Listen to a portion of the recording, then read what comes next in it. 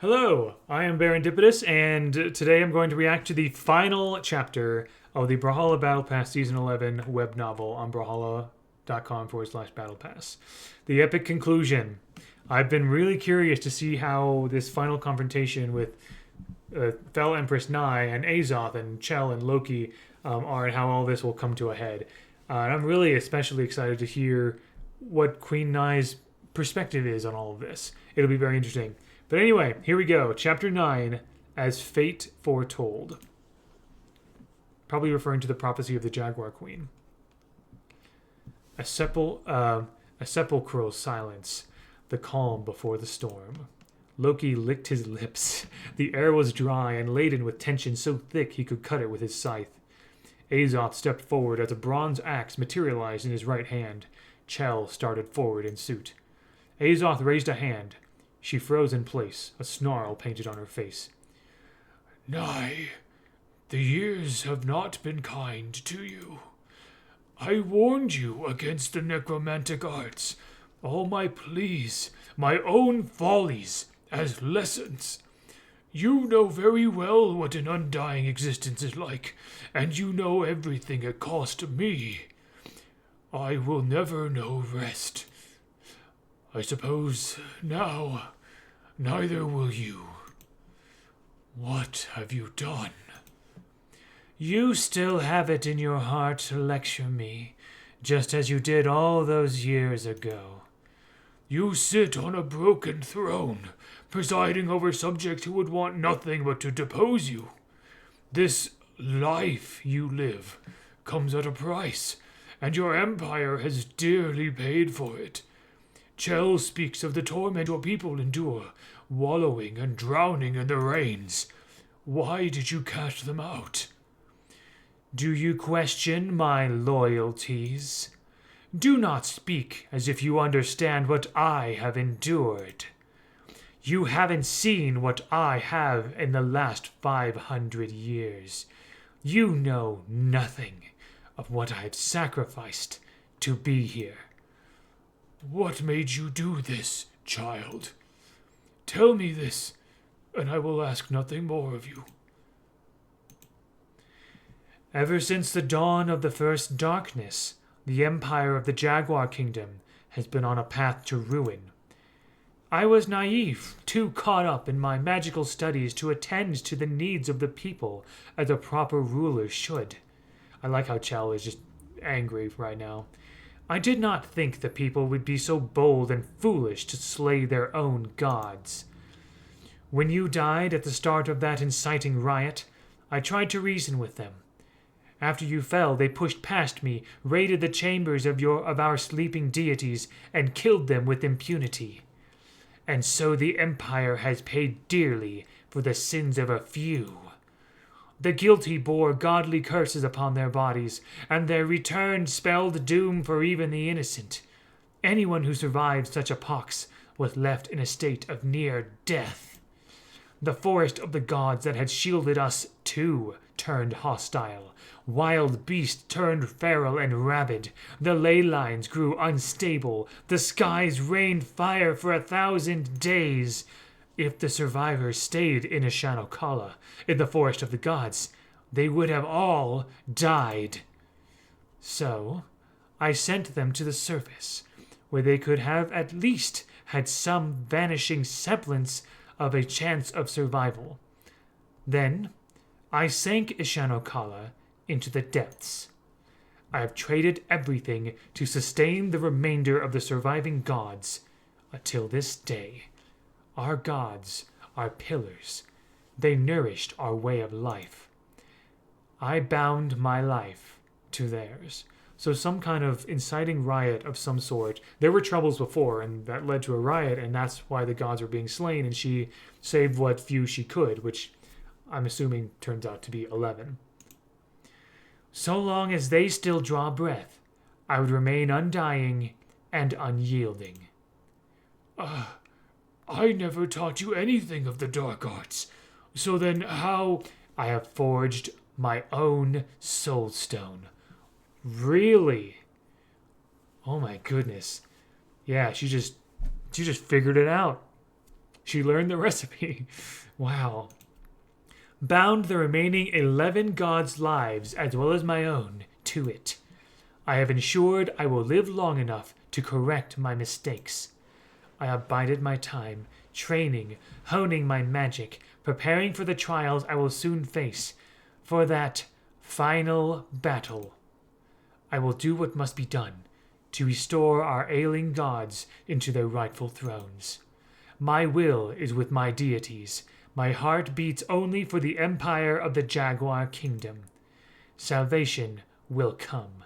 The prophecy is our final answer to save us all. She's gone mad, completely insane. All she does is pray to dead gods and believe in fairy tales when there are living people to worry about. We've suffered long enough in our flooded homes, sating our growling stomachs with rotting husks. She waits here, waiting for a miracle while we all perish, clinging to power so desperately that she refuses to die, too prideful to let anyone else fix the mistakes she made. Our people are just expendable. My brother, our people, and even you, Azoth, all we are to her are tools to prolong this insanity. Put an end to this, Azoth. Do you remember the days we spent mulling over battle strategies? Analyzing the surface rainfall, speaking with the people, toiling over every possible setback. Every tear you wept, it was for the future of your kingdom. I still remember the hopelessly optimistic woman you were when you told me of your grander plans for the empire of the Jaguar Kingdom. But most of all, you had self-respect. And until the day I fell, you had my trust. With a heavy heart, I declare, Queen Nai of Ishanokala, the sovereign of the Fell Empire, the dying spark of the Jaguar Kingdom. With this blade and bow you entrusted to me, you will fall by my hand. This sanctuary will be your tomb. Have you any final words? Azoth held his weapon aloft. Dark energy swirled at the axe head. This is peak fiction. Holy cow, I love this. The Fell Empress stood tall, unmoving. Azoth, my retainer, my advisor, my dearest friend, my executioner. The time has come. To arms. You were a kind child once. I take no joy in this, but it must be done. May you find your peace. Azoth swiped forward with a strike so forceful he seemed to levitate in the air. A dark trail of energy tracing the axe head's path, the same energy that the Fell Empress emanated. She leapt back. In the same motion, she thrust her spear forward. Dark magic swirled around the tip of the spearhead. A heartbeat later, a spectral snake shrieked as it violently burst forth. It sailed towards Azoth, maw gaping wide. Azoth tensed, but simply stood still. The specter's trail of magic darkened as it raced towards him. "What are you doing? Get out of the way, you fool skeleton!" The jaws of the beast snapped a mere knife's edge away from his face. A shockwave of air sent loose pebbles scattering. It tore at the air, letting out a final howl as the magic dissipated. Ha! That's so cool. Man, I would love to see this whole story animated. The Fell Empress landed 3 arm lengths behind Azoth, pointing her blade edge at his back. I see your tactics haven't changed. Yeah, he knew the range. He knew the range of her signatures, shall we say? Oh, she's angry. She's upset. As she opened her mouth to speak, Azoth spun, raising a hand and whispering an incantation. Cracks of light formed along the ground in an instant. Grasping skeletal claws hung dug into the Fell Empress's legs. The Fell Empress grit her teeth. With a forceful leap, she tore herself loose. She leaned forward, bringing the point of her spear back through the air so rapidly it seemed to bend. Her blood scattered across the ground in little flecks that pattered like raindrops. Dark magic leaked from Azoth's hands and dripped onto his axe. The Fell Empress's spear point had nearly met his skull when he suddenly swiped upwards. Shrieking, the Fell Empress brought her hand up. Her form seemed to phase through the axe as she darted through the air, jumping back double the distance she had started her attack from. Clenching his teeth, the axe in Azoth's hands dissolved into nothing. He held his hand in front of him, closing his fist. A bronze bow manifested into his grip. Recognition, regret, and anger seemed to intermingle upon the Fell Empress's sallow face for a brief moment. Her grip on her pole arm tightened as she began chanting. Azoth notched his bow. Green fire churned in his hand, crystallizing into an arrow of pure, dark elemental energy. Azoth let loose his arrow. The Fell Empress stepped to the side as the blast collided into the pillar behind her. With an explosive crash, the pillar groaned, disintegrating into shards of metal and rock. Shrapnel rocketed into the air. A ghostly manifestation of Azoth rose behind him, notching and firing another blast towards the Fell Empress. Oh, this is his bow ensig, the where there's like a double version of Azoth behind him, or whatever, however the noise is. That's cool. She darted forward, narrowly skating past the second volley. 3 spectral serpents emerged from her spearhead, snapping and tearing into Azoth's body. I love how they just describe the signatures as like part of their battling. That's just really cool. I love that. I expected. I just love that they're just so consistent. Azoth careened backwards, bouncing along the ground with ear-shattering screeches of metal on stone. He collided against the brazier with a definite crack. The Fell Empress began to march slowly towards his unmoving body. Ooh boy. Her spear point aimed directly at the gem embedded in his chest. I have bested you. Were you always so... The wind was knocked out of the Fell Empress as Chel's foot collided with her back. In one graceful movement, Chel twisted the Fell Empress midair, sending the Sovereign into a dizzying spiral before crushing her into the ground. Loki waved his hand. Chains erupted from the cracks in the ground, looping around the stunned Fell Empress and locking her in place. The Fell Empress's spear clattered to the ground next to her, barely out of her reach. Azoth shuddered as he stood back up. What are you doing? What are you two doing? This was a duel! A faint energy seeped from the spear. Loki could recognize that kind of magic anywhere. Traces of godly magic. Feeble, ailing, but nonetheless still alive. 11 of them, their souls weakly providing the remaining powers to aid the Fell Empress's final stand. Chel, the spear. Got it.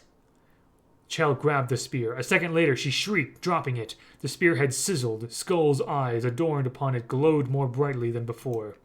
The Fell Empress grunted, clenching her fist so tightly her nails dug into her palms. It's alive! I know. Give it here. What? The air pressure dropped. Magic swirled at the Fell Empress's hands as cracks formed along the shackles that bound her.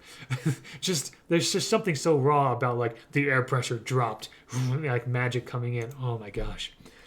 She moved her mouth as if whispering, and the sounds of angry layered chanting layered atop one another in a frenzied song. You two, back away, now! Time seemed to slow down. Loki ducked backwards, firmly grasping the tattered back of Azoth's robe. The skeleton was yanked backwards just as the Fell Empress suddenly surged with energy. A brilliant burst of fire exploded from her as the chain snapped in a shower of sparks. The spear, too, shattered. A small gem inset on the spear fractured, then split in two. A tangle of spirits and dark magic exploded forth from the remnants of the gem, swirling around the Fell Empress briefly before they were subsumed into her flames. The Fell Empress's burning eyes brimmed with rage as she kneeled, fanning out the blades strapped to her arms, her katars, yeah. The impossibly sharp blades were suffused with dark energy. Chel had been thrown at her feet. It was too late. Then the Fell Empress rose into the air, alight upon wings of burning magic that shredded into Chel as she was carried upwards. Yeah, the Ensig, I think. First to a height of 10 arm spans, then to 35. Chel's body went slack as she began to fall. The Fell Empress dived towards her, blades outstretched and gleaming. Chel's eyes weakly fluttered open. Before the Fell Empress could react, Chel clamped her claws on the Sovereign's arms, tearing at her skin and holding her in place. Got you now, haven't I? A lone arrow pierced through the air. With a dull thud, it cleanly embedded itself into the Fell Empress. Boy. Chel and the Fell Empress both plunged to the ground with an unceremonious thump. Their limp bodies sprawled upon the stone. Loki and Azoth rushed forth. Nye, forgive me. I'm sorry. The fell Empress managed a soft, hacking laugh. Her imposing attitude had vanished. 500 years and a day I've planned. I knew. Better it by your hand than anyone else's. I wouldn't have had it any other way. She tilted her hand slightly, staring into the blank eyes of the skeleton. The fire was quickly fading from her eyes. Is it fun? The grand tournament. You always said it was tough, but fun. Fighting everyone. I want to have fun again, too. Wow. Making me feel a little emotional. You're going to be okay. You don't have to fight anymore if you don't want to. I can't. I've only just gotten started. I'm not done yet. I can't think about having fun. Not yet. This is also so assuming that she's on her way to Valhalla right now, this is exactly how I imagined her in Valhalla. Like she's very focused on her mission. That's how I always imagined her. And I just love how the way these web novels are being written are just so incredibly consistent with the way that I've been able to sort of interpret from the official lore. And this is, oh man, this is amazing. Will I see you again in Valhalla? Azoth's harsh voice suddenly became gentle, even soothing. Of course. In Valhalla. You can rest now. You must be so very, very tired. His voice trailed away as Nye's eyes blinked slowly, then stopped. As a final sigh escaped her body, a great shudder rocked the temple. The ceiling groaned as bricks loosened, falling all around them. Azoth turned to Loki, who had been kneeling over Chell's crumpled body. Chell. I can't feel a thing. Maybe that's for the best. But I got her. I got her good, didn't I? I can take you to Terminus with Azoth. The place is about to crumble around us. I have great doctors who can attend to your wounds and build you back together. Chell's gaze looked somewhere beyond. She grimaced in pain before cracking a smile at Loki. I'm sorry, Loki. I can't. I'm a true warrior of the Empire of the Jaguar Kingdom. If even the fell Empress is willing to die here, can you imagine how poorly that'd reflect upon me if I turned tail and ran? No. I want the stories to sing of how strong and courageous I was, not how cowardly I was as I ran from home to save my own hide. This place is all I've ever known. I was born in its soil, and I intend to be buried in it too. Oh, don't look at me like that. This is what I want. It's okay. I've slain the fell Empress. Makes me the Empire's final ruler, eh? That's why the first chapter said penultimate ruler. Because, in a way, Chell is the final ruler. Because Queen Nye has died, and now Chell is the last, I guess kind of... If Chell is like is an ancestor to... is a descendant, of Queen Nye, that makes her of royal blood, I guess. Make the storytellers of your time remember me as the last ruler. Not her, Loki. That's why in the first chapter that the text about the Jaguar Kingdom said penultimate ruler. That's to honor Chell's wish. That's so cool. That's amazing. Timey-wimey shenanigans, My people deserve better than her. I will return. Perhaps not in this life, but maybe the next. I will rebuild this kingdom brick by brick if I have to. Above the clouds, above the rain. We will conquer even the sun. This isn't the end. Azoth, you can go now. I know you and Loki have somewhere to be. I know I'm running out of time. Hey, if either of you see my brother again, can you tell him I miss him and that he needs to come home someday?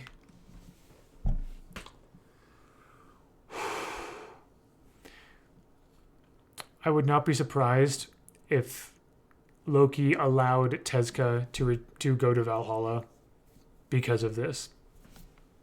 Just saying. Yeah. Of course. Loki waved his hands. A net of chain stitched above them. Rocks harmlessly bounced off the net, even as the temple continued to crumble. He and Azoth stood still, quietly keeping Chell company until her breath caught in her throat, and her eyes stared into nothing. At last, Loki snapped his fingers. A swirling portal opened behind them, yawning into a glittering beyond. It's time. And wordlessly, the two turned, stepped through the portal, and vanished, as if they had never been there at all. There you go. And I imagine the Valkyries come shortly after that to collect Chell and Queen Nye. Wow. Amazing, amazing story. And the devs have confirmed that this is canon for like most of the characters too, like the especially significant characters. I don't think this is like actual Assyrian actual core, because there are other places in the lore, but this just adds so much depth to all of their stories, to Loki's, Azoth, Queen Nye's, and Chell's, and Tezca's stories. This is amazing. Thank you, developers, for this. I know, so especially the writers and the artists. I know Calamari Pop especially wrote this with Taza's help. I can't remember the names of the artists who made the sprites and everything, but I know I've liked your post talking about it and everything, and like, just amazing job all around. Thank you for this wonderful, wonderful story. Thank you for giving us, and me and all the other lore nerds, so much wonderful lore to chew on. We have been talking about this story for the past like week or so, and it's been marvelous. Thank you so much. And with that, thank you for watching. I hope you enjoyed. I will do one more. I'm planning one more video with this story. I'm going to do a full audiobook thing, like what I did with Battle Pass Season 9. And I still need to do all that stuff for Battle Pass Season 10 as well. That's a shorter story. I'll figure that out later. But I will do like one full long video where I read through all of the chapters all the way through with no commentary, just reading through all of it with my voices and everything. And there you go. That way you can experience the whole story in full. Thank you very much for watching, and until next time, all the best.